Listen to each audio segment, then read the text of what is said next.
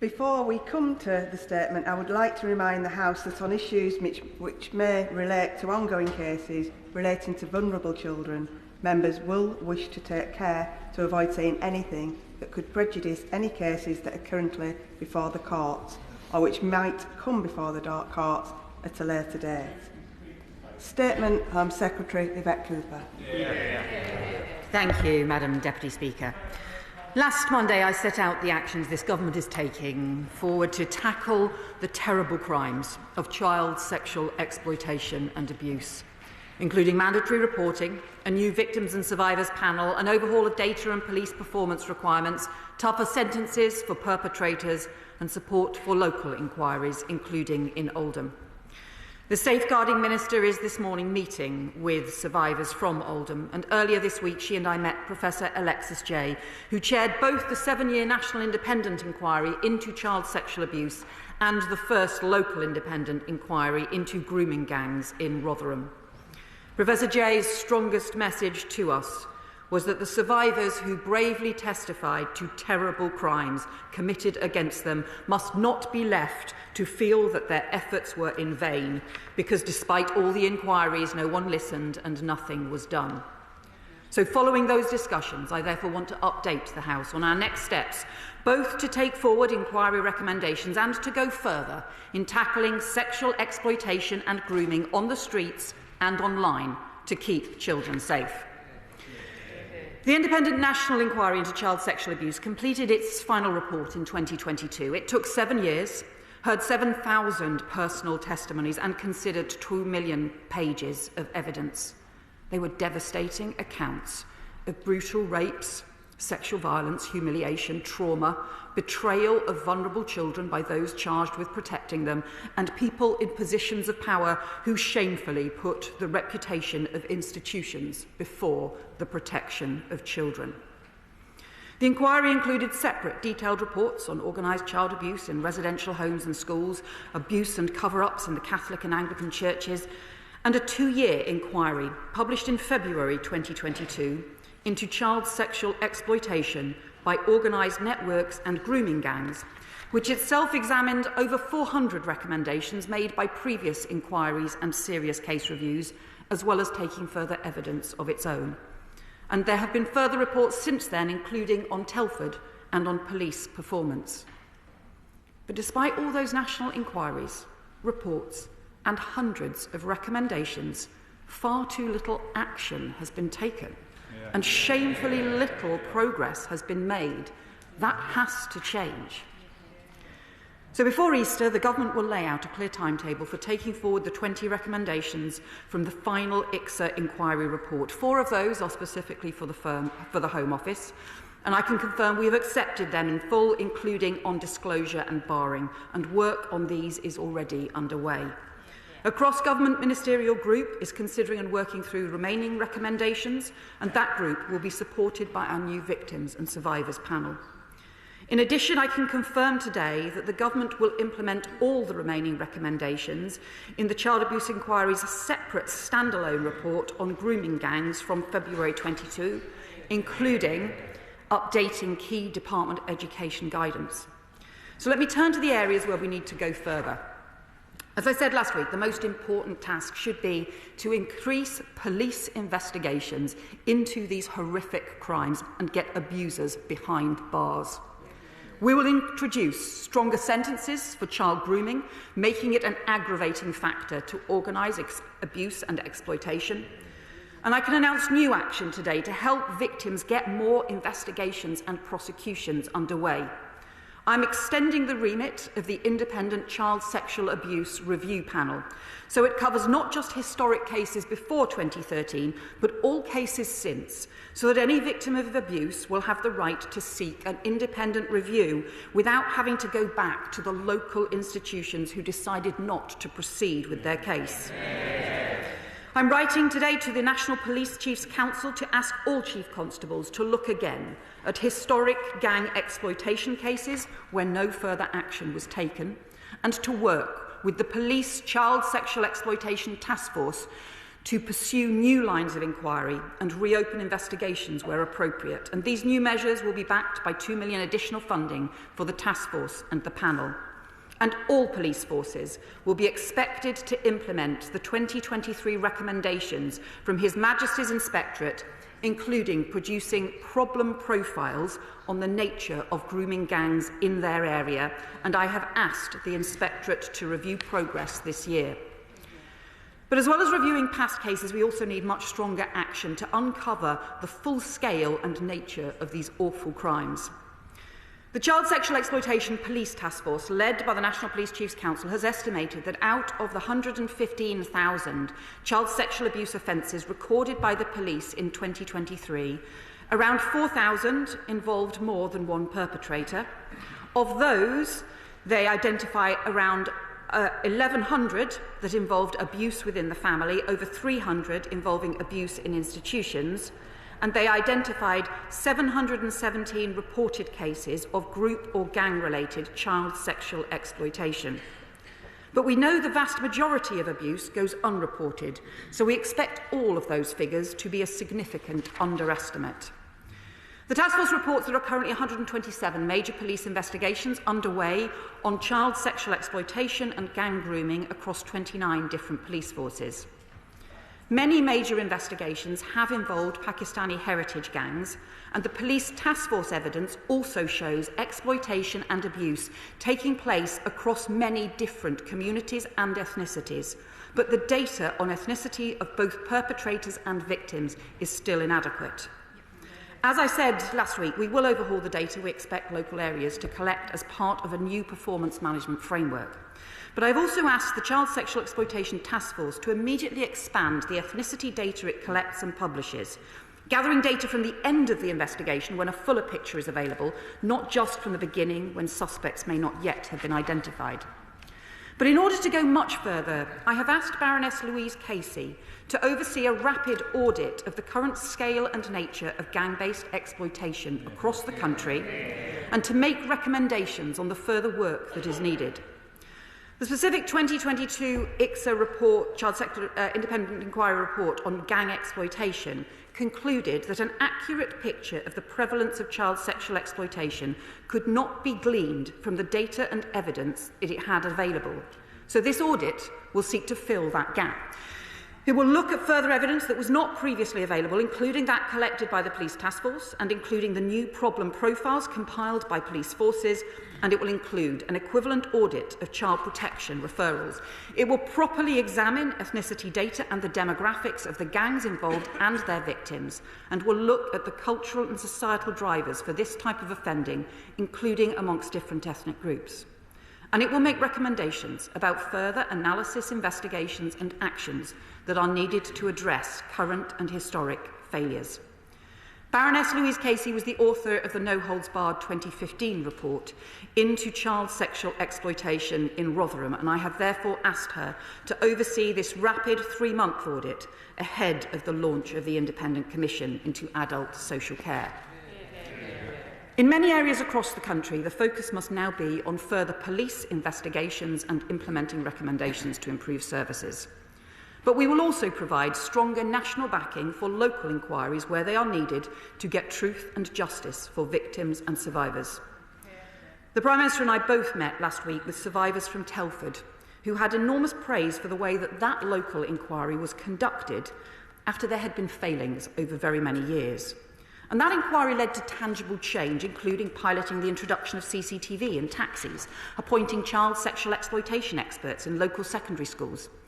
And as we've seen, effective local inquiries can delve into far more local detail and deliver more locally relevant answers and change than a lengthy nationwide inquiry can provide.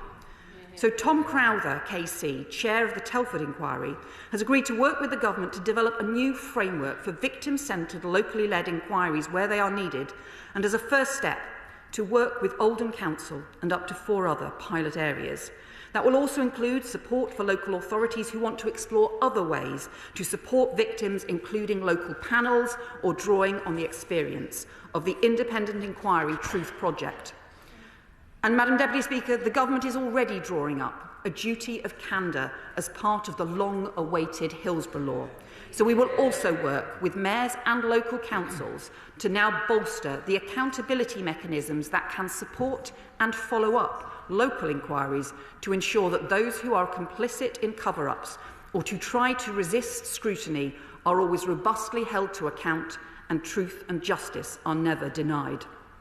This new package of national support for local inquiries will be backed by £5 million of additional funding to get further local work off the ground, because at every level, getting justice for victims and protecting children is a responsibility we all share. And finally, Madam Deputy Speaker, we cannot ignore the way in which child exploitation is changing as offenders exploit new technology to target and groom children, and we should all be deeply worried about the pace and growth of exploitation that begins online. We're therefore bolstering the work of the Home Office-funded undercover online network of police officers to target online offenders and developing cutting-edge AI tools and other new capabilities to infiltrate live streams and chat rooms where children are being groomed. And further measures will be announced in the Crime and Policing Bill to tackle those organising online sex abuse. Madam Deputy Speaker, nothing matters more than the safety of our children. Yet for too long, this horrific abuse was allowed to continue. Victims were ignored, perpetrators were left unpunished, and too many people looked the other way. And even when these shocking crimes were brought to light and national inquiries were commissioned to get to the truth, the resulting reports were too often left on the shelf as their recommendations gathered dust. So under this government, that has changed. We are taking action not just on those recommendations, but on the additional work we need to protect victims, put perpetrators behind bars, and to uncover the truth wherever things have gone wrong. This is about the protection of children, the protection of young girls, and the radical and ambitious mission we have set for this government to halve violence against women and girls in a decade. And I hope all ministers will support that mission and support the measures we have outlined today to help achieve it. I commend this statement to the House. I call Shadow Home Secretary Chris Philp. Thank you, Madam Deputy Speaker. Let us start by remembering the victims of this scandal. Thousands of young girls, often in their early teens, were systematically raped by gangs of men, predominantly of Pakistani heritage. Those in positions of authority, the police, local councils, the CPS, ignored them, and in some cases even covered up these horrendous crimes because of absurd concerns about so-called cultural sensitivity. 10 days ago, the Prime Minister compounded this by saying it was a far-right bandwagon to raise these issues and call for a proper inquiry. Let me say this. It is not far-right to stand up for rape victims, and smearing those who raise this issue is exactly what led to the victims. Order, order. The Shadow Home Secretary will be heard. Shadow Home Secretary. Smearing those who raise this is exactly what led to the victims being ignored and the crimes covered up in the first place. So will the Home Secretary apologise on behalf of the Prime Minister for his language last week? Now, Madam Deputy Speaker, it is not true to say that the previous government did nothing following the ICSA report. The last government set up the Grooming Gang Task Force following the ICSA report, which led to 550 arrests of perpetrators in the first year alone, and I'm glad the new government is continuing that work. In April 2023, the data collection on the ethnicity of perpetrators was initiated, but the initial publication of that, I think last November, showed the collection is incomplete. So will the Home Secretary ensure the police follow through on the work initiated in April 2023 and ensure the data is collected more comprehensively? And the mandatory reporting recommendation was introduced as an amendment to the Criminal Justice Bill, which fell due to the early election. And I'm glad the government say they will now pick that up and take it forwards. But, Madam Deputy Speaker, previous reports and reviews did not go far enough. The ICSA report itself was mainly not about these rape gangs. In fact, it barely touched on the issue and only looked at 6 towns. We now believe as many as 50 towns could have been affected, so ICSA barely scratched the surface. Now, the Home Secretary just announced government support for only 5 local inquiries. Let me say this is wholly inadequate when we know up to 50 towns are affected. So I have some serious questions for the Home Secretary. Firstly, how are the other 40-plus towns supposed to get answers to the questions that they have? And these initial 5 towns, how will they be chosen? And secondly, the Home Secretary said nothing in her statement about the powers these local inquiries will have. It seems they will not be statutory inquiries under the 2005 Act.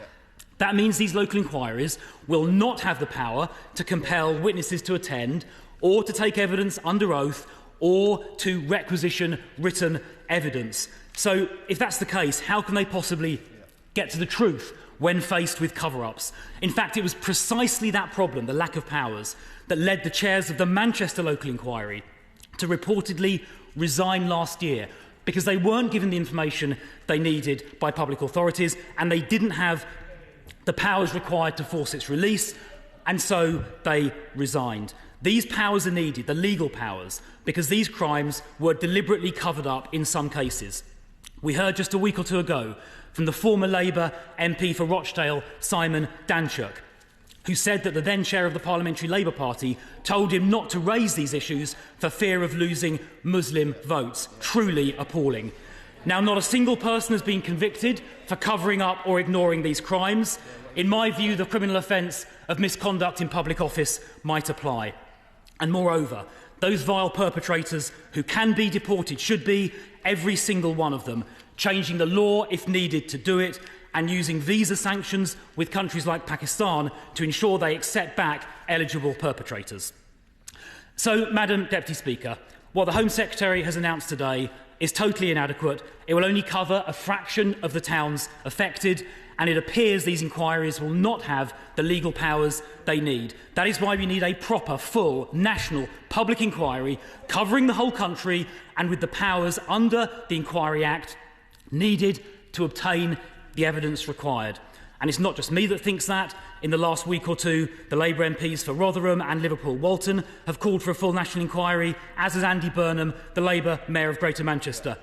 And I commend those members and Andy Burnham for their courage in speaking out. Recent polling shows the vast majority of the public want a full national public inquiry, including 73% of Labour voters. But most importantly and finally, so do victims.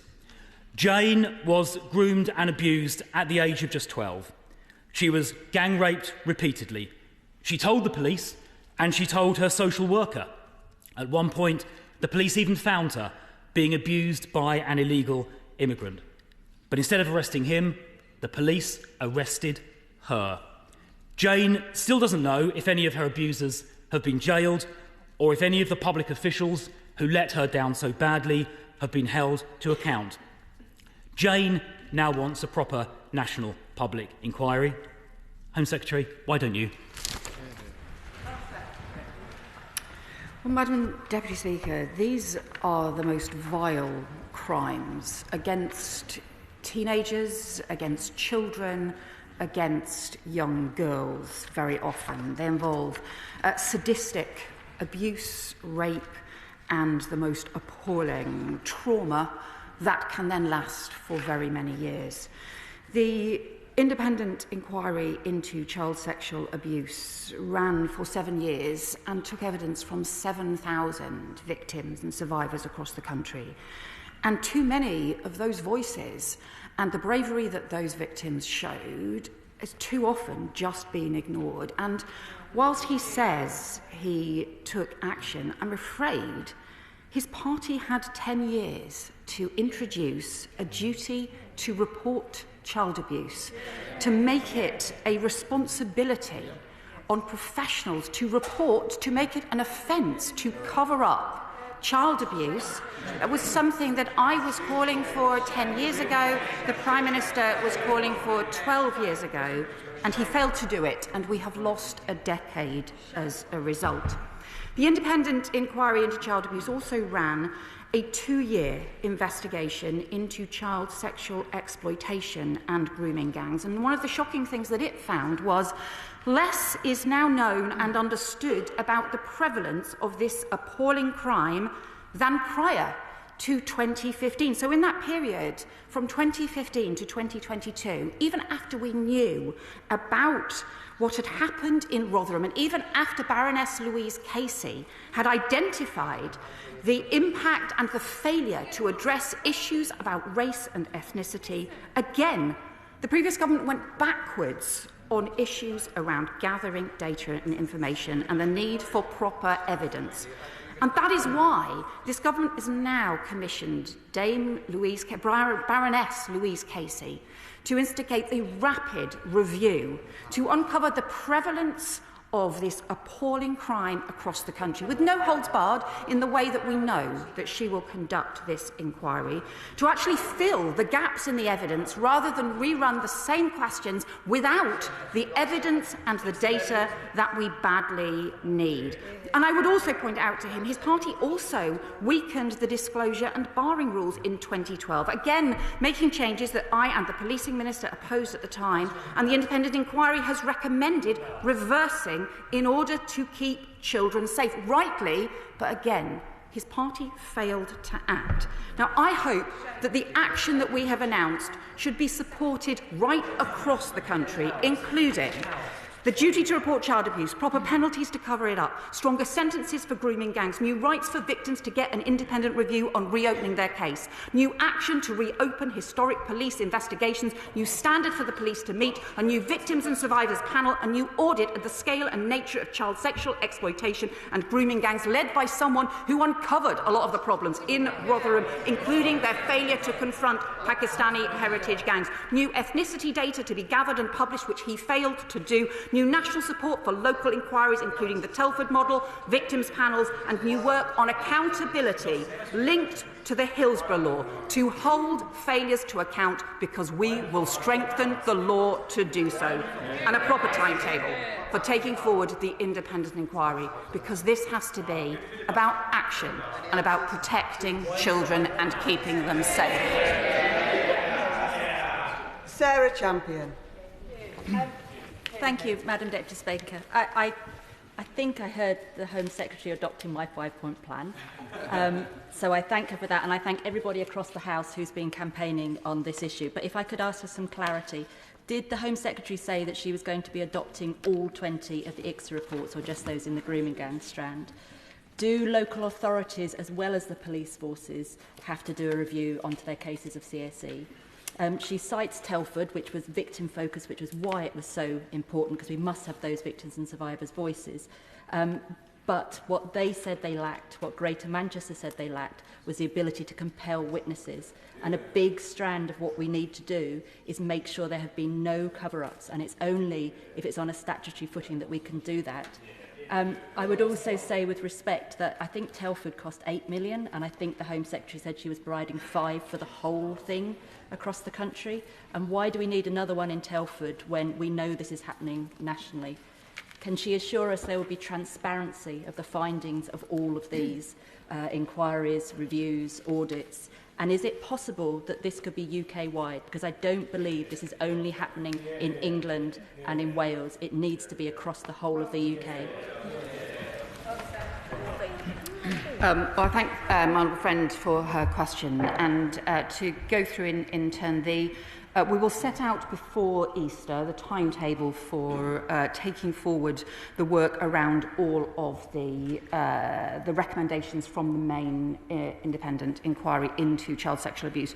She will know that some of those raise complex issues, and some of those considerable work will need to be done. So we recognise that, and we have discussed that with Professor Alexis Jay. There are others which we can take forward swiftly, and those covered by the Home Office, led by the Home Office, we are taking forward swiftly, and the work is already underway, including on disclosure and barring, and also on the duty to report, which will be included as part of the legislation. On the local inquiries, the Telford, we are not redoing the Telford inquiry. She is right that in Telford they conducted an extensive inquiry that involved victims, crucially involved victims and survivors throughout, from the very beginning, designing the inquiry in the first place, and it has led to very substantial change and continues to have further follow-up work on it. So that is the effective model. We do need the local councils and police and crime commissioners and mayors and the government to work together on these, but we are providing the additional £5 million to help draw up. Tom Crowther will work specifically with the first 5 local authorities that want to do this in order to make this effective, to draw up so that we have a model that can then be used in other areas as well. And in terms of their ability to gather evidence and to make sure that there is proper accountability, there has to be clear accountability. This can't be a way in which areas or institutions can avoid scrutiny. Obviously, the work in Telford and in Rotherham, in the original work that Baroness Casey did manage to uncover truth in different areas, but there also need to be other new arrangements on accountability. And that is what we are working with the Cabinet Office and also with mayors and councils to draw up what new accountability arrangements would be to ensure that there is proper either follow-up or as part of those initial inquiries that you have that proper accountability framework in place. And we will link that to the duty of candour as part of the Hillsborough law, because unlike the previous government, who frankly have never taken seriously issues around candour and responsibility and accountability for frankly the 14 years they were in power when they refused to bring in a Hillsborough law, we will bring in the Hillsborough law because we are clear there needs to be proper accountability for failure to tackle this abuse. Liberal Democrat spokesperson Josh Babarinde. Thank you, Madam Deputy Speaker.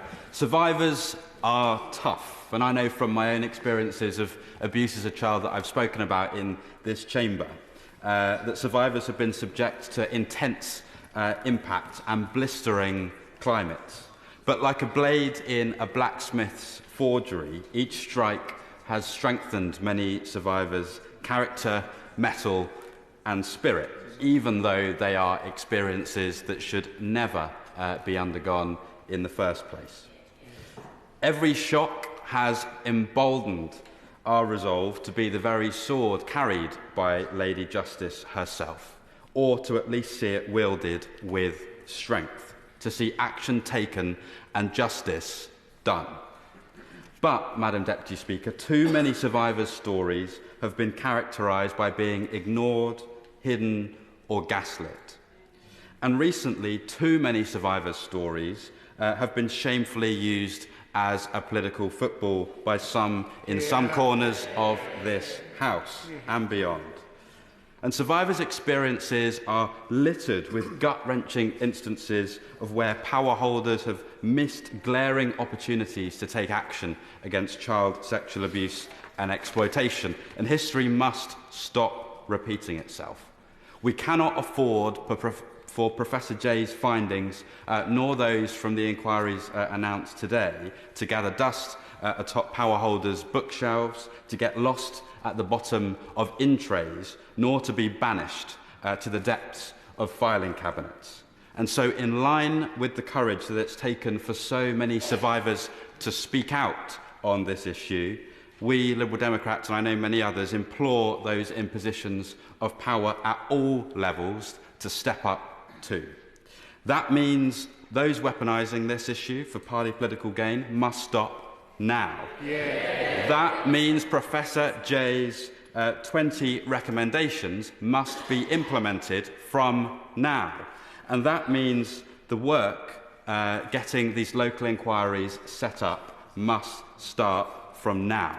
But survivors need assurance that beyond the areas that have been announced today, that they will be able to get justice in their cases as well. So will the Home Secretary share what the plan will be for areas beyond that she's announced today, and what legal powers will these inquiries have to ensure that they have teeth and justice can be delivered? We must all dignify survivors' experiences with action. We must honour all survivors' stories with reform. Lady Justice demands it, and so does the tempered sword that she wields. Hear, hear. And I welcome the points the honourable member has made on this extremely serious issue. And he was right that actually for many victims and survivors, what they need is a proper police investigation to go after the perpetrators, to prosecute them, to hold them to account, to get justice and to get those perpetrators behind bars. And that will help protect other young people as well. So I think one of the most important changes we're making is making it easier to get those investigations reopened where, for the wrong reasons, they have been closed down and actually justice still needs to be done. Giving victims the stronger right to review, to be able to go to an independent panel with their case and to have it independently reviewed so it can be reopened, and also asking police forces across the country to now review the closed cases and to look at pursuing new lines of inquiry with the task force support and to making sure that they can do so.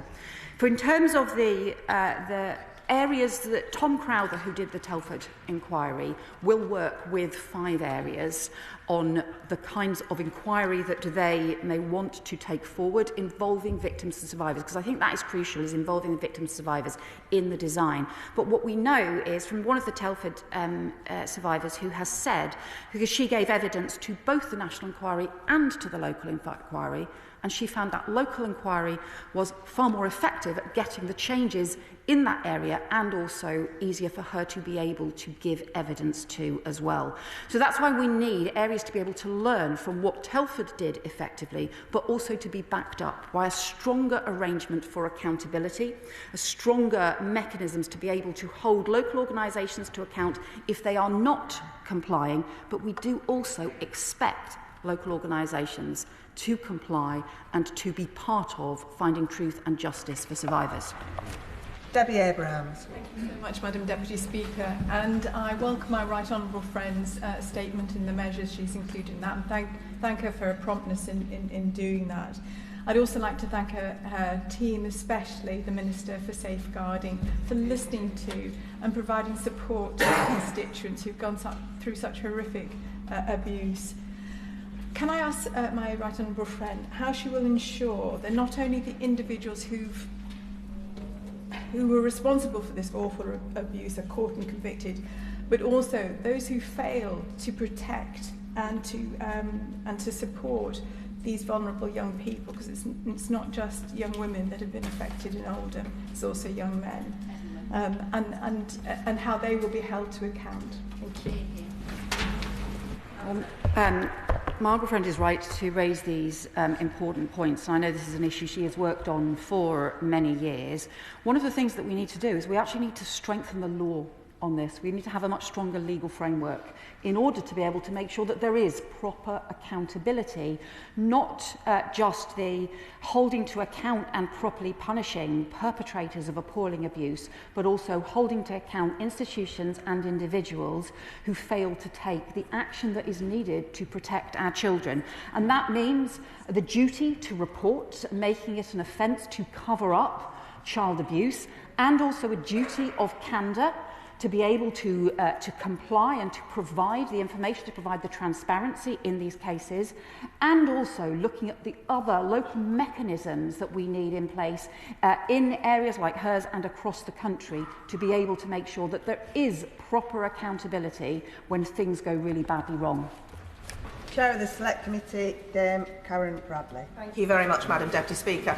I welcome the statement and my committee will look carefully at it. Professor Alexis Jay is in front of us on Tuesday next week and I'm sure we will come back with further points. But just 2 points today.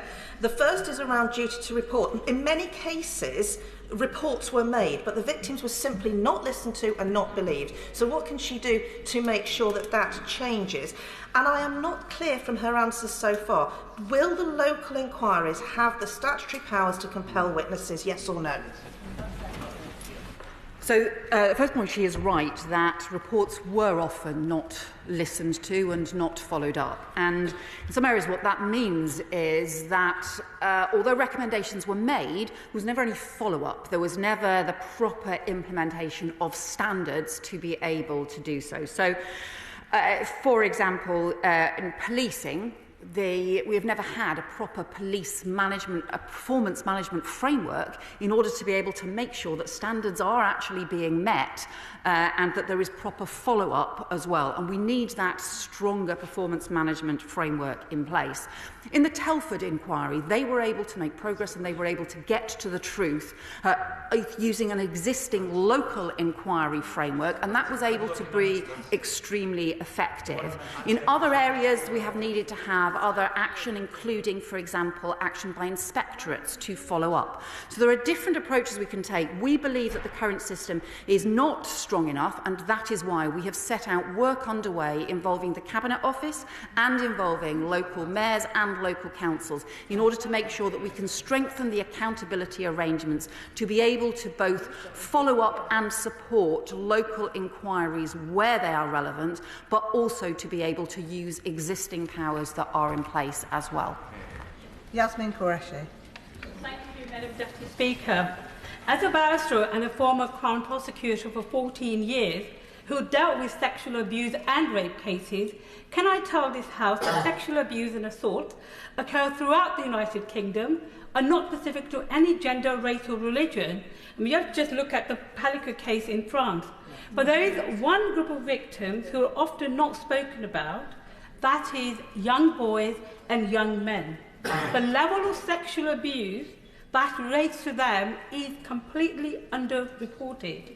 I think it's a cultural thing, you know, boys must man up or they can't be shown to their feelings. Can I ask the Home Secretary, therefore, that when she's looking at these things, can the people who are going to be looking into this inquiry look at the fact that the abuse of young boys in particular?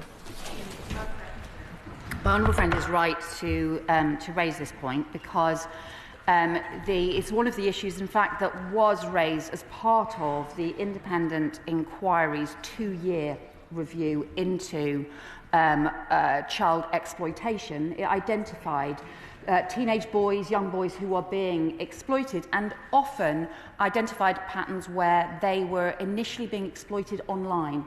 And what started as online abuse and grooming and then led to contact abuse and rape and the most appalling violations as well. So she is right to highlight this issue. It's extremely important that this is taken into account and is part of the way in which local councils and local police forces need to respond. Robbie Moore. Thank you, Madam Deputy Speaker. The House will be well aware that I have been consistently campaigning for a gang rape inquiry into child sexual exploitation across Keighley and the wider Bradford district for far too long now. So I welcome some of the points that the Home Secretary has made, particularly around the implementation of the 20 recommendations from the Iqbal report. But unfortunately, I do not feel that the Home Secretary is going far enough. And there's just a few points that I would like to make, particularly around the ability at a local level to compel witnesses to give evidence. I have severe concerns around the amount of funding that will be put available. Will these local inquiries that the Home Secretary is wanting to advocate for be truly independent? And this isn't a case of a local authority marking their own homework. And will they lead to convictions? And also, Madam Deputy Speaker, when you have a local authority like the Bradford district, where local leaders have consistently refused to back my calls for a public inquiry, as has the Mayor of West Yorkshire and indeed the Deputy Mayor of West Yorkshire for Policing, Alison Lowe, how on earth are we meant to get across this barrier where local leaders are refusing to have an inquiry on this issue without the government stepping in and giving that statutory authority that we are demanding on this side of the House? Well, I would say to them that obviously it's really important to ensure that there is independent scrutiny of he will be aware that the inquiry in Rotherham that was led by Baroness Louise Casey at that time used inspectorate powers and was also clearly independent and managed to uncover serious problems that had gone wrong in Rotherham at that time. So there are different ways in order to do this. The Telford inquiry was funded locally and also managed to involve victims and survivors, and also managed to shape the inquiry in the way that the victims and survivors wanted. That's also an important thing to do. But the other thing I would just say is, for all areas, right across the country, the most important thing is still to get police investigations into going after the perpetrators, getting them before the courts and getting them behind bars. And whatever else happens, we have to keep the centrality of getting stronger police investigations to pursue perpetrators at the heart of what happens. Waugh. Child sexual exploitation and abuse are the most sickening, appalling crimes perpetrated against some of the most vulnerable youngsters in our communities. So can I strongly welcome this comprehensive new national plan of action to put victims first, and welcome the appointment of Baroness Casey to conduct a rapid review into the scale and nature of these grooming gangs. But can I also urge a cross-party consensus around this issue rather than the game playing and misinformation we've seen in the past week? The Home Secretary, the Safeguarding Minister and I have all been consistent that we should put victims at the heart of everything we do. My constituents in Rochdale know this issue is too important for political point scoring, and everything we do should put victims at the heart of what we do. That's not just for victims of the past, but victims of the present. Well, I thank my honourable friend for his question. I know this is an area that he does a lot of work on, and he's right that the potential for the national audit by Baroness Louise Casey is to identify, properly to look at the scale and the characteristics of these appalling crimes right across the country, and also to then be able to make further recommendations about further work that may be needed, further investigations that may be needed as well.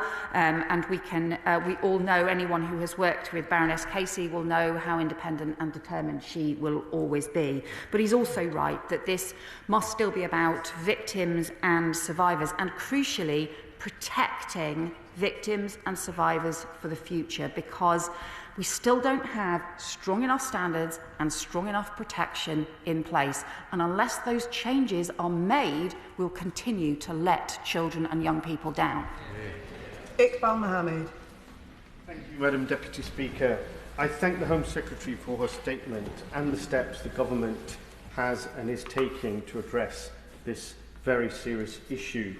I appreciate that the timetable for the implementation of the recommendations cannot be immediately shared, but waiting until Easter means that there's a big period where we need to take some action.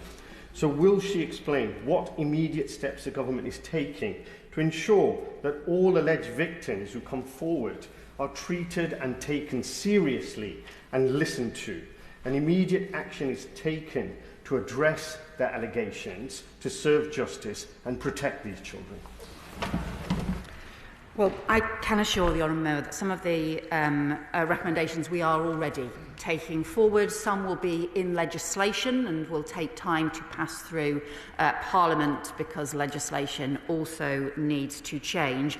But we are also taking immediate action to change the victim's right to review, so that if victims have been to the police, if they have been to a local authority, including parents have been worried about their children and they feel like nothing is being done, victims will have a right to review, an independent right to review, not to just go back to the same police force or go back to the same Crown Prosecution Service, but actually to be able to go to an independent panel on child sexual abuse, to be able to get that independent look, so that we can get more cases reopened and so we can get the urgent action taken, which is what we need to keep children safe. Natalie, please. Thank you, Madam Deputy Speaker. I welcome this action from a government that sees violence against women and girls as the national emergency that it is. With a Prime Minister, a Home Secretary and a Safeguarding Minister, with records of taking action to deliver for victims like me and many in my constituency. So giving birth as the result of grooming is a story that far too many of us share. And there are so many reasons why children and the women that they grow into don't speak out. And I want to share one particular story today.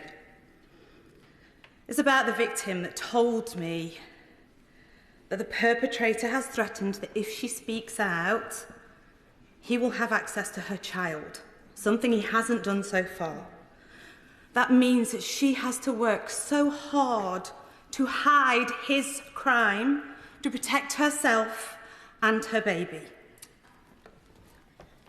Will the Home Secretary meet with me and other victims to talk about how we discuss changing the law to protect children born of rape?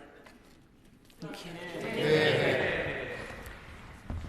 Can I thank my honourable friend for that incredibly important point, and also for the very shocking and disturbing story that she has told of victims continuing to be silenced, having already been through the most traumatic experiences, and then continuing to be silenced in order to protect their children, even though what actually needs to happen is that perpetrators need to be held to account and need to face the full force of the law. And she is right that we need to ensure that family courts cannot be used by abusers and rapists to persecute victims. I will happily meet her, and I know the Safeguarding Minister will too, and this is an issue that is also being taken forward by the Ministry of Justice. Sir Bernard Jenkin. Mr. Speaker, I think the House should be generous towards the Home Secretary, as she's travelled a long way since last week by recognising there is a requirement for far more inquiries into the towns affected, and I think we should thank her for that. But there is still one thing crucial that is lacking from her presentation, her statement today, is whether these new inquiries will have the power to summon witnesses and require the production of papers. Now, only she, or the Secretary of State, or the Minister in the Act, can set up a statutory inquiry. In fact, the Minister specifying inquiry can set the terms of reference, can decide whether it should concentrate on certain towns, can set the time frame, can set the budget, can appoint as many people as she wants to the panel so that different parts of the inquiry could run in different parts of the current country concurrently. But is she really ruling out that any of these inquiries should be statutory inquiries? Because victims will only have the real freedom to speak out in either this place, this Parliament, as we have just very movingly heard, or in a statutory inquiry where they will be immune, legally immune from the consequences of anything that they say in an inquiry. Why can't she provide the victims with those protections?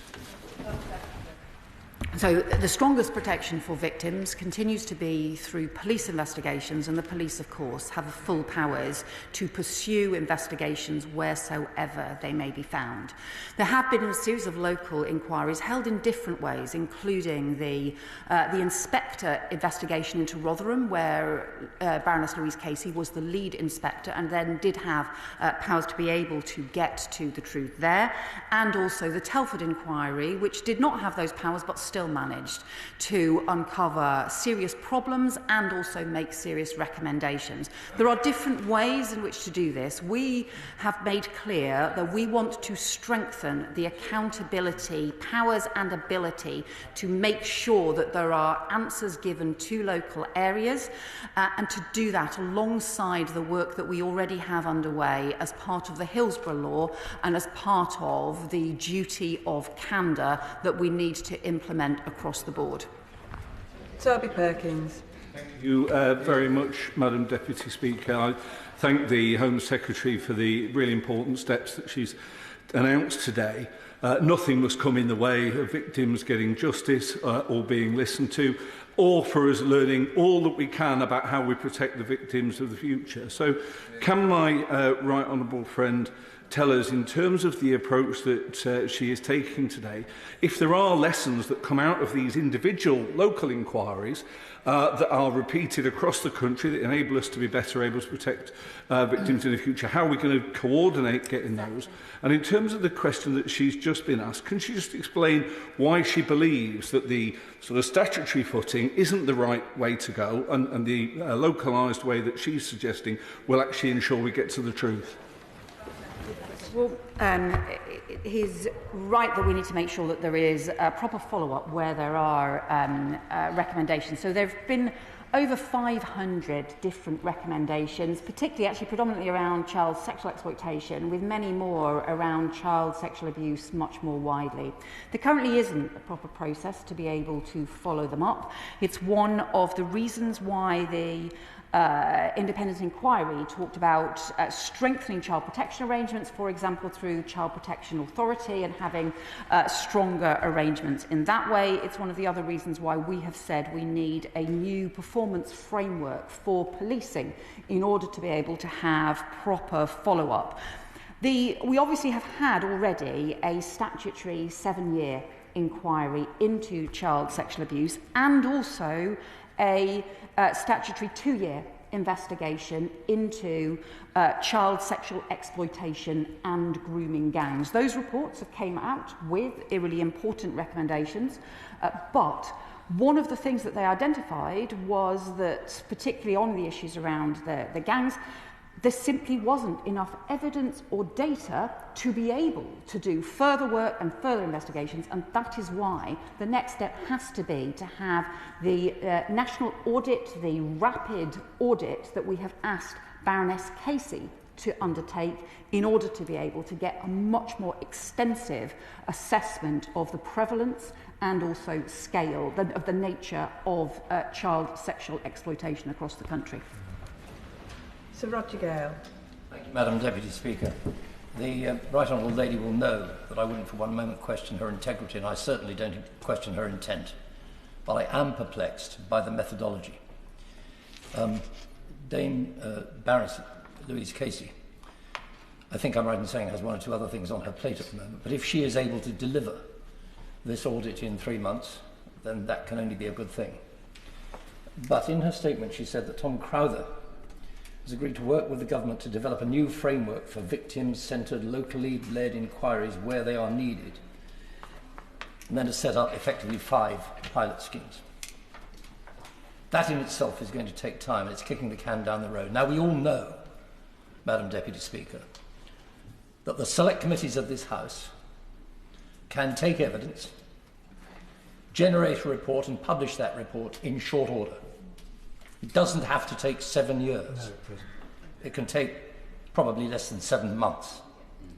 And I cannot for the life of me understand why, having heard everything that the Right Honourable Lady has said, she is so resistant to, one, a broad-based national inquiry rather than a very narrow 5-town inquiry, and 2, why she is so resistant to the statutory measures that will allow that inquiry to compel witnesses and evidence. Yeah, correct. Very good. Well, as he knows, the importance of any kind of independent inquiry is, of course, its independence, and is, of course, the decisions, therefore, made by the chair in order to how those inquiries should be pursued. The report and the inquiry led by Baroness J into child sexual abuse took 7 years. Those were the decisions made independently by Baroness J and by their panel, because they took evidence from 7,000 victims right across the country. They pursued detailed investigations in different areas, including into churches and religious organisations, including into residential homes and schools, and also including into child sexual exploitation and grooming gangs on our streets. And that particular inquiry took 2 years as well. So what we want to be able to do is to do the rapid audit that fills the gaps that were left by the independent inquiry, for example, on the scale and the characteristics of child exploitation, child sexual exploitation across the country. That is the right thing to do in terms of the work that Baroness Casey will do. Secondly, to get more police investigations underway, including the victim's right to review, to get the police investigations underway. And thirdly, for Tom Crowther to be able to work with other areas where they have had local failings and problems and need to be able to pursue the kinds of local inquiry that Telford was able successfully to do in order to get to the heart of local failures and make sure that there is accountability as well. White. Thank you, Madam Deputy Speaker. I remain shocked that only 2 MPs stepped up, attended and participated in the Alexis J 5-year inquiry into child sex abuse. My right honourable friend, the Member of Parliament for Rotherham, and Lord Mann when he was the Bassett Law MP. As the new MP for Bassett Law, it is my duty, my responsibility to carry on with this fight for justice. Whether grooming gangs have been operating, whether they're in the white gangs, Pakistani origin gangs, church gangs, or behind the closed doors of private homes, the bright light of an inquiry, wherever they are needed, will expose who they are, where the cover-ups are, and who is responsible. Every single perpetrator should be hunted down and jailed. I have no time for the grandstanders or the people who turn a blind eye, and this is the biggest challenge of our Parliament. And I find it stunning that the Shadow Justice Secretary isn't in his place for this critical statement.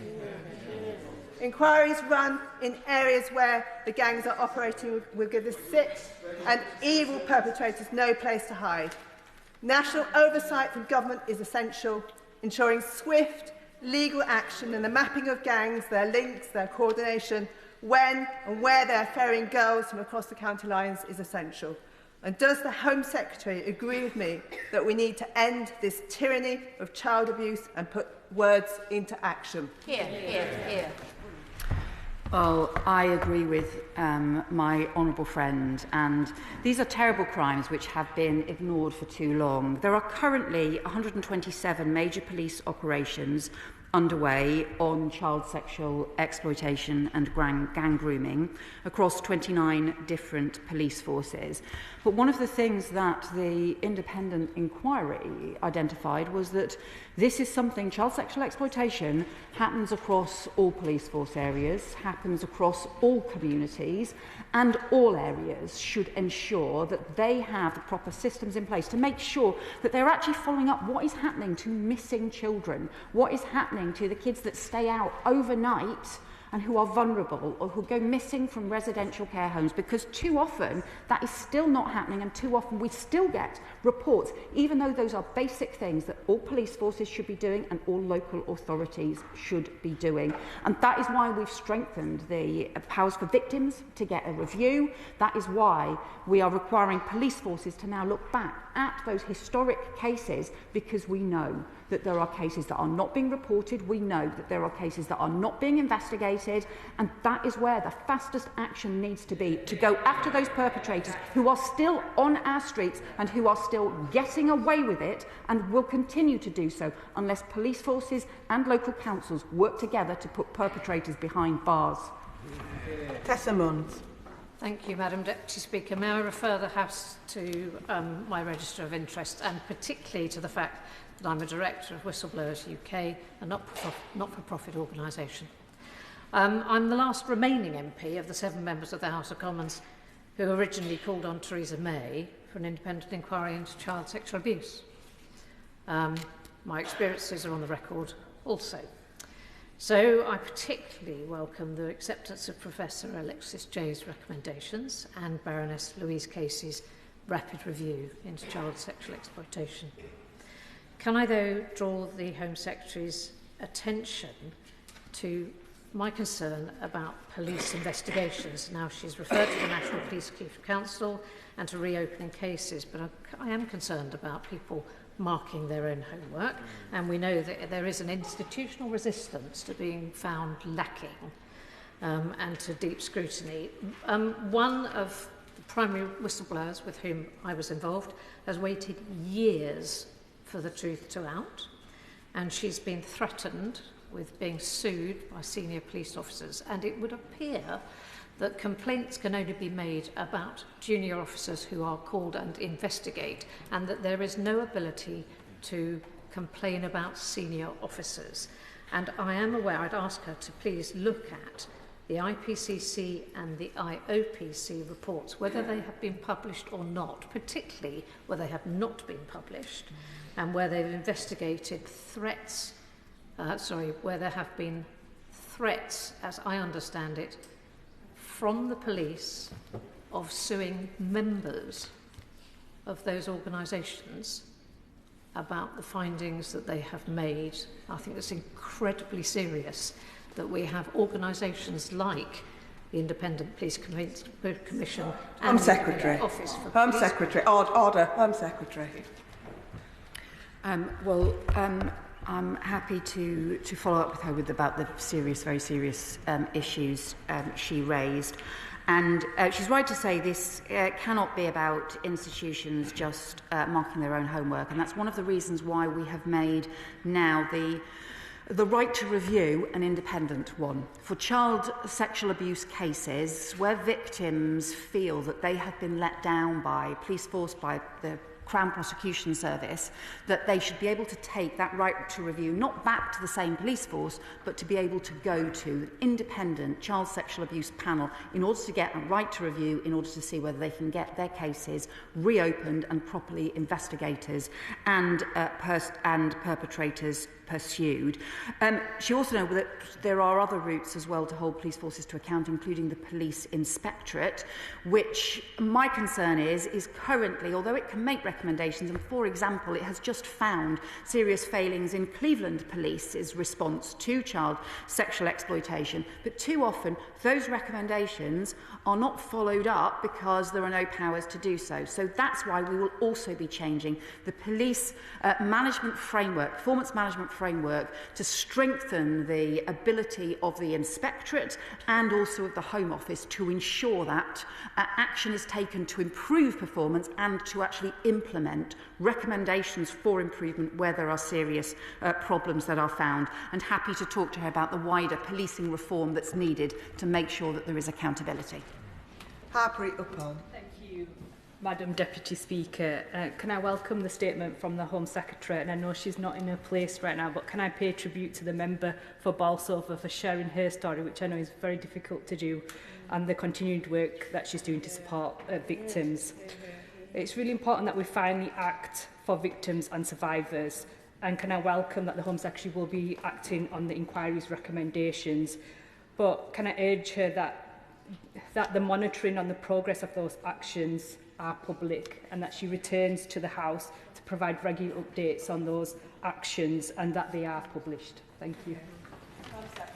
My honourable friend is right. We will need a process to be able to keep up to date in the things that happen, the next steps that are taken forward.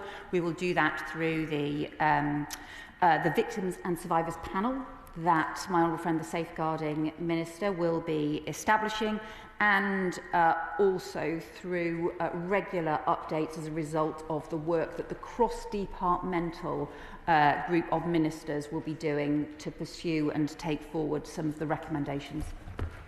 Rebecca Smith. Thank you, Madam Deputy Speaker. I welcome the announcement today, and it's great to see some progress. And I won't cover what's been said about the legal powers piece, but I'm interested in the funding, because having led a commission back in Plymouth, the money that was used to pay for that came from the in-year budget of that local authority. And I appreciate the £7 million in total that has been announced. But you've talked a lot about the police. What additional funding are they going to receive to do this on a local level?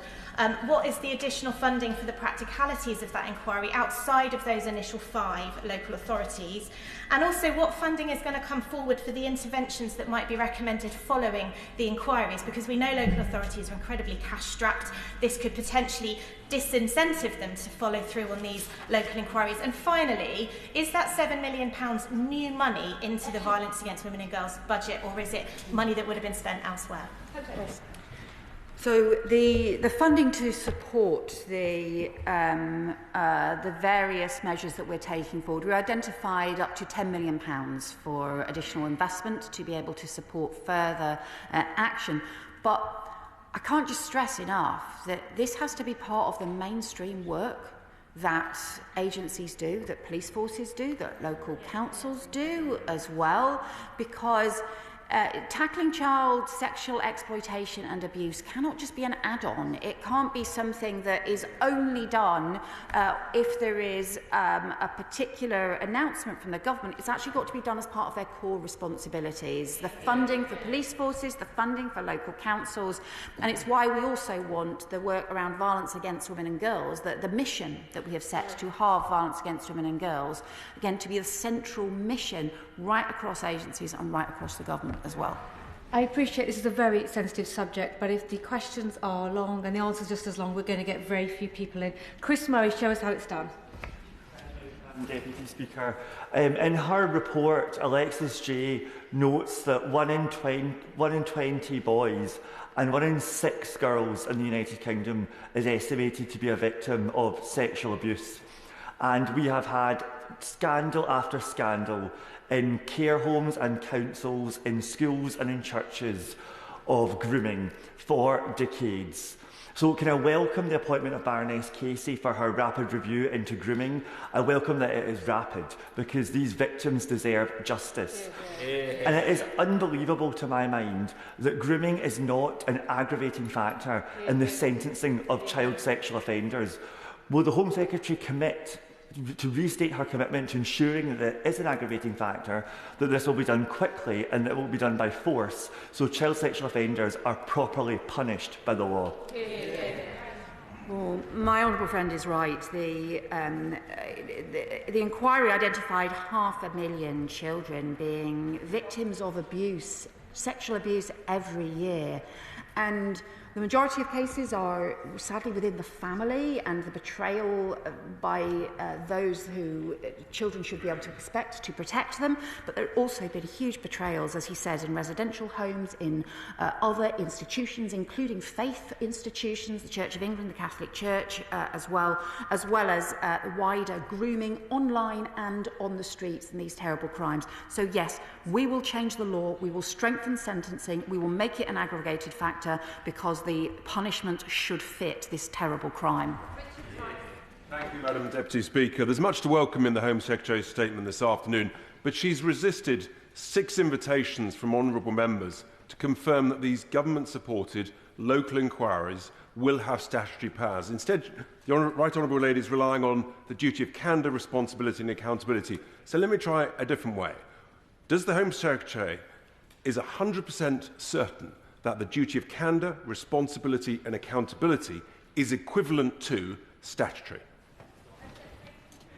Well, what we need is to make sure that the crimes are investigated and also that there is proper follow-up in those areas where things have gone badly wrong. And we know that there are some areas where things have gone badly wrong. So the first stage has to be for the police to have full powers to be able to pursue these crimes and to be able to follow them wherever the evidence takes them, in order to be able to put perpetrators behind bars, because frankly that is where they should be in order to protect children and to keep them safe. And we also need to ensure that where things have gone wrong, there are sufficient powers to be able to get to the truth, sufficient ability for local organisations to be able to do that, and that no one can hide from accountability, no one can run away or obfuscate or use bureaucracy to get away with providing the answers and the justice and the accountability that victims need. So that is why we've set up a new programme of work to look at how you strengthen the powers available, how you strengthen the accountability available, part of that has to include the duty of candour. Part of it also has to include the duty to report, because there has to be these stronger responsibilities on people to report child abuse in the first place and to make it actually a criminal offence to cover it up. Because if the law isn't strong enough, we won't get the accountability and the action as well. Anna Dixon. Deputy Speaker, I would encourage members opposite perhaps to heed the appeal from the Honourable Member for Eastbourne to stop scoring political points on such an important and sensitive subject. But I would like to say, Madam Deputy Speaker, that I really welcome the Home Secretary's announcement, in particular this government's commitment to take action to protect victims and secure justice by accelerating investigations and prosecutions. But can the Home Secretary confirm the support is there so that police forces like those in West Yorkshire have the resources they need to investigate and prosecute perpetrators of these horrible crimes? Well, thank the Honourable Member for her question. We have increased the resources for police forces across the country by up to £1 billion next year. But also it's really important that all police forces see these kinds of crimes against some of the most vulnerable people in society as part of the core work on public protection and on keeping people safe that they must do. Thank you very much. Can I start by paying tribute to my honourable friend, the member for Keighley and Ilkley, for his persistent campaign to get an inquiry into Keighley and Bradford. Home Secretary, Scotland is not immune from grooming gangs. Indeed, a survivors expert fears that grooming gangs are operating in every town and city in Scotland. So can I ask what discussions the Home Secretary has had with the Scottish Government about this to ensure a unified and coordinated approach across the United Kingdom? And lastly, just to add my voice to those others within the Chamber, why on earth can this inquiry not be backed by statute? The Inquiries Act of 2005 gives all the accountability and assurances that victims need and communities need to ensure that the process is followed properly. Well, he is right to talk about the child sexual exploitation and abuse that takes place in every corner of the United Kingdom.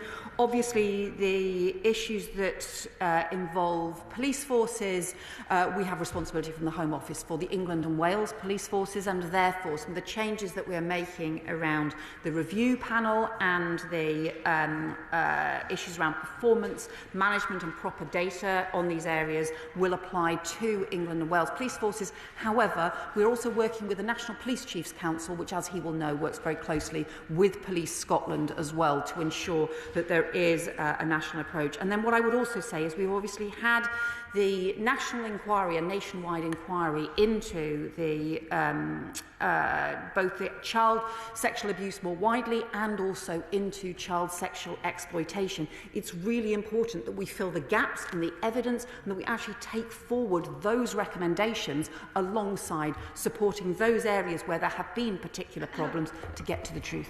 Chris Webb.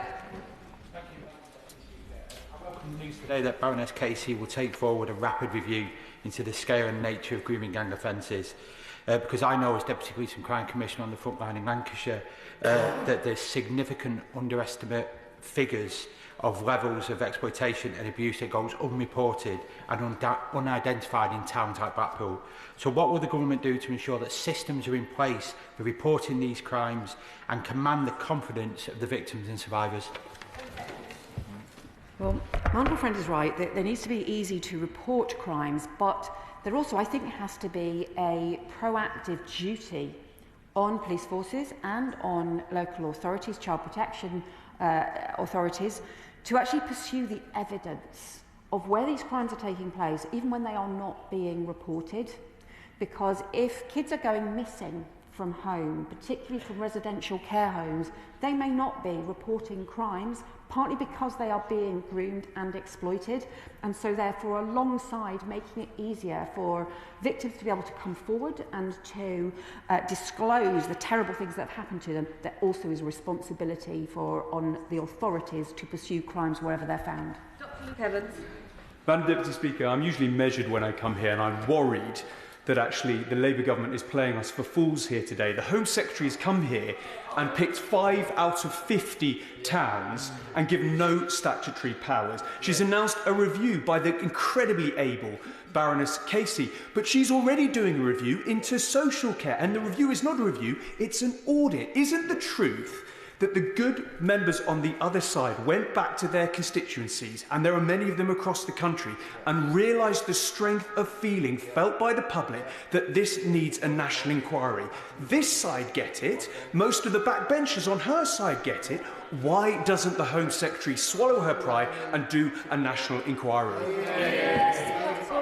I would just say to the friend, I was a member that I was one of those who called for the independent inquiry into child abuse very many years ago, and supported the independent inquiry into child abuse, and also supported the 2-year investigation by that independent inquiry into child sexual exploitation, as well as some of the other investigations that it did as part of it.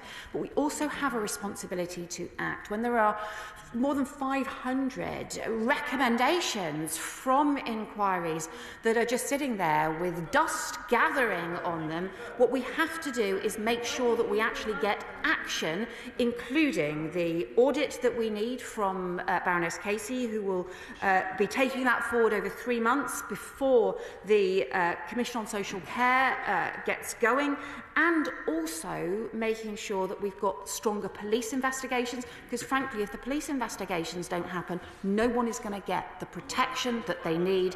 And for Tom Crowther to work with the first local areas that want to take forward local authorities in order to develop a model and a programme that can be used in other areas wherever it is needed. Jonathan Brush. Thank you, Madam Speaker. Child sexual exploitation is, without shadow or doubt, the most disgusting, degrading crime imaginable. And we have to, at all times, have the victims at the forefront of our minds. And I will say this. When members opposite bring forward amendments to important legislation that they know won't result in an inquiry, but will block child protection measures, and then spend the subsequent days spreading misinformation, they are letting victims down.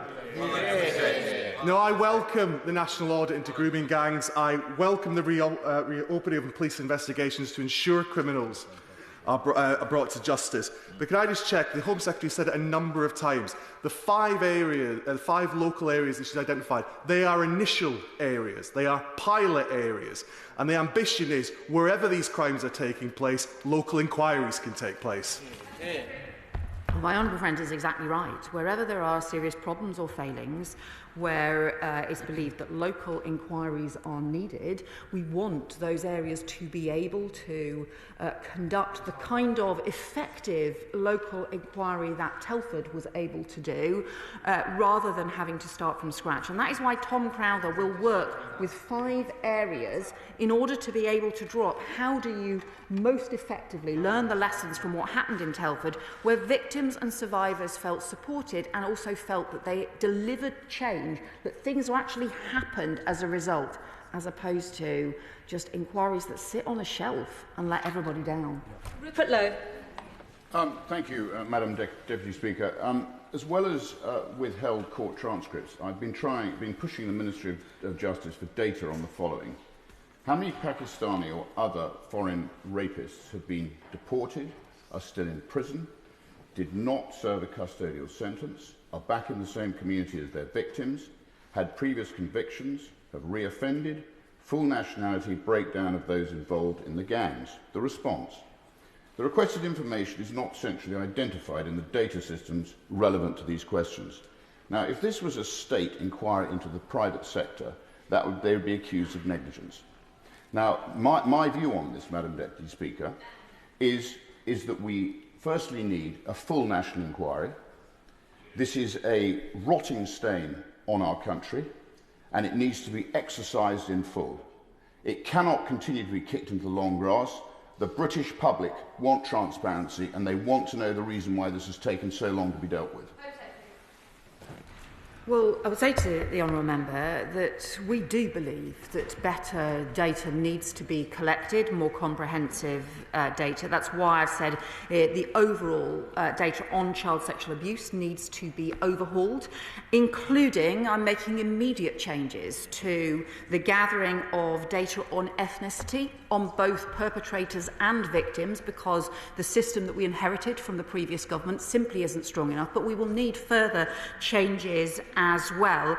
And on the issue around the foreign national offenders, where people have committed where foreign citizens have committed sexual offences in this country, they have no right to stay in this country, and we have to increase returns. And that is why, rightly, this government has increased returns of foreign national offenders by over 20% since the election.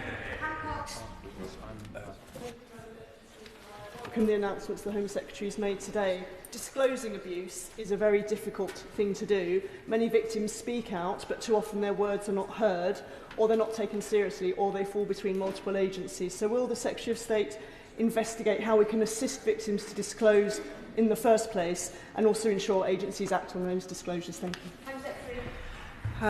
My honourable friend is right to make this important point. One of the things we want to do by establishing a victims and survivors panel to work with the safeguarding minister, with other ministers on the taking forward of recommendations around sexual abuse, is in order to make sure that we are recognising those experiences actually about exactly how difficult it can be to come forward, and how people need to have the confidence that if they do come forward to do something incredibly difficult, that they will be listened to, that they will be taken seriously, and that investigations will follow. Adnan Hussain. Thank you, Madam Deputy Speaker. I welcome and thank the Minister for her in-depth explanation of what the Government is and will be doing to ensure the safety of our children in the face of the most heinous of crimes. Since the vote on the amendment to the Children's Wellbeing Bill last week and the subsequent attention the vote attracted in the media, many of my constituents have written to me upset, angry and in fear over the grooming scandal. All the correspondence received demand the need for a public inquiry into the scandal to determine the failures, historic and present, on the part of the institutions involved, which led to these heinous crimes against vulnerable children to go on for so long, so wide, without being stopped and without the victims of the historic crimes being safeguarded and protected sufficiently. Madam Deputy Speaker, I finish with asking the Minister to confirm whether northern towns, like my own constituency in Blackburn, crimes of this specific nature of grooming gangs are still continuing to haunt our streets and vulnerable children, and whether further public inquiries are needed, whether further reports are needed to find out why this has gone on for such a long time. We need to provide Madam Deputy Speaker, as I conclude, we need to provide my constituents and everybody across the country solace. Madam Deputy Speaker, the independent inquiry into child sexual abuse and the two-year inquiry into child sexual exploitation concluded that child sexual exploitation is happening right across the country, that action is needed right across the country, and there are currently, the task force reports, 127 major police operations underway on child sexual exploitation and gang grooming across 29 different police forces. And that is why it's so important that recommendations from those inquiries are implemented, that we actually get action to protect children, to protect young people who too often are let down when inquiry recommendations are ignored. I need you to work with me to get the final 10 members in, otherwise there'll be a lot of disappointment. And if you haven't been in here bobbing the whole time, there's no point trying to catch my eye now. Luke Murphy. Forgive me. George, David Burton-Sampson. Thank you, Madam Deputy Speaker, and I welcome the statement from the Home Secretary, a statement full of action. And I'm pleased that last week I supported the Children's Wellbeing and Schools Bill to start implementing much-needed safeguarding measures, unlike some of those opposite who attempted to wreck the bill, spread misinformation, which led to abuse online towards many members. And it's on that point, Madam Deputy Speaker, I asked the Home Secretary whether she is aware and shares my concern about the most rapidly evolving form of child sexual abuse taking place online, including artificial intelligence facilitated child sexual abuse material. Can the Home Secretary outline what plans the government has to tackle and strengthen the law in this area? My honourable friend is exactly right, as well as the measures in the Child Wellbeing Bill, including on proper identification of children to strengthen child protection, which is crucial. We also need much stronger measures to tackle online abuse and exploitation. I feel really worried about the pace at which this is escalating, that it involves both online grooming and abuse and indecent images, but also the impact of drawing young people into contact abuse as well. We will bring forward new laws in this area. Can my right honourable friend confirm that the new Victims and Survivors panel will have representation from regions across the country to ensure that victims' voices are heard loud and clear? And would she also agree with me that we need to dial down political opportunism that we've sadly seen from some members on the opposition benches? Yes, the Victims and Survivors panel will include people from all across the country. And I think the inquiry into child sexual abuse did have cross-party support, and I really hope there will be cross-party support for implementing the action that we need and that I have set out today. Jill German. Thank you, Madam Deputy Speaker. As my honourable friend has pointed out, the victims panel really does need countrywide representation. So, as a Welsh MP, can she confirm to me that Welsh voices will be heard loud and clear? We'll ensure that Welsh voices are heard loud and clear. Ben Coleman. Thank you, Madam Deputy Speaker. Many of my constituents have contacted me with their concerns about child abuse and child exploitation, and they will be relieved, I think, that the government is no longer, as the previous government did, allowing us to be kicked into the long grass, but is taking action, not least with the Casey Rapid Review. And one thing I think they'll be concerned about is the fact that official figures at the moment underestimate woefully the scale and the nature of grooming activities. And how can the Home Secretary ensure the House, ensure me and my constituents, that in future the reporting systems will be such that they can guarantee the confidence of victims and survivors?